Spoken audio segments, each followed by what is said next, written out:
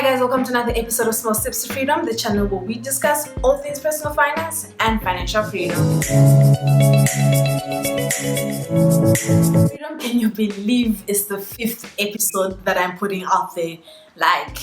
Actually, can you believe that? Thank you so much to everyone who's been watching this video. Thank you so much for you guys' feedback and everything. I'll definitely be taking that on board. It's just trying to improve all the videos going forward. But on this episode, we'll be talking about emergency funds, and I actually want to tell you guys a short story about how I definitely needed an emergency fund at some point. Sometime last year, I went to the dentist. I decided to go to the dentist to go for a checkup to see if how my teeth are doing, because I knew my teeth were not doing that well, and I expected to be told oh, maybe you need one or two fillings. So I go to the dentist and she does the checkup and she's like cool.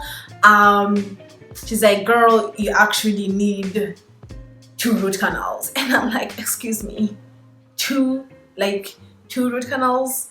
That's not what I came here for. I came here for fillings. And she was like, no, you actually need root canals. And she explains the whole thing. Actually, I do not have money to be paying for a root canal right now. And she's like, cool. So the price was originally around 8,000 rands, and which made my heart drop, because I did not have 8,000 rands at that time. And then she had student discounts. She allowed me essentially to pay as if I was a student, which is great, because I ended up paying 5,600 rands. So that was great. So that all that money literally came from my emergency fund, and that's literally what emergency funds are built for, right? They're built for situations like that.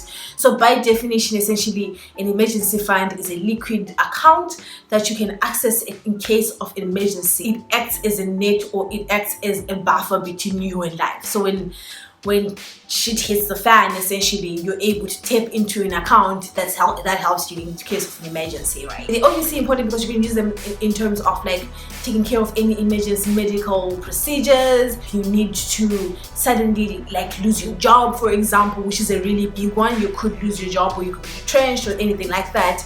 Your emergency funds helps you through those situations, right? Especially for people who have family children, because children like doing stupid things. A child can get hurt at any point. We all know that. But even for single people, right? It's if you're relying really on yourself alone, you really should be having an emergency fund, or considering building an emergency fund already, because you will need it at some point, because life does happen and we all need to be able to sustain ourselves through those storms, right?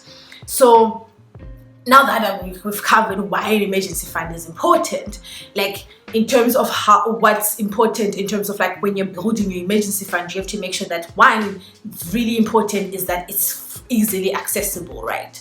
Because remember, when you're building your emergency fund, you want to be able to tap into that at the drop of a hat, right? If your landlord comes today and he's like, you know what, move out right now, or I don't know, you have rats in your house or something, you're able to tap into that emergency fund really, really, really quickly. So it should be really easily accessible, right?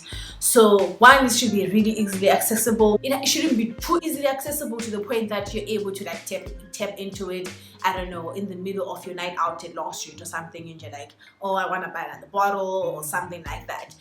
It should not be that easily accessible. So it can be in a separate bank account from the one that you use for your day-to-day expenses, for example, right? Besides it being really easily accessible, there's also a rule of thumb that says your emergency fund needs to be 3 to 6 months worth of expenses, of your living expenses. So take your monthly expenses, multiply by 3 months. By 3 months, you get the amount that you need to have in your emergency fund. So depending obviously on your lifestyle and the type of emergency fund that you feel is suitable for you, you can decide on having a 3-month emergency fund or 6-month emergency fund. If you had a family, in my head, if I had a family, I would probably have a 6-month emergency fund, essentially, to cover a family. But that is definitely all up to you. The important part is that you have an emergency fund to begin with, and that's able to actually cover you for not just 1 month, for more than a 1 month, right? So The one big tip is definitely making sure that your emergency fund is accessible but not too easily accessible. And also you have to make sure that your emergency fund, wherever it's sitting, wherever that you decide to put your emergency fund, whether it's that be in like a bank savings account, a money market account, wherever you decide to put in your home loan, even wherever you decide to put your emergency fund, make sure that is earning interest, right?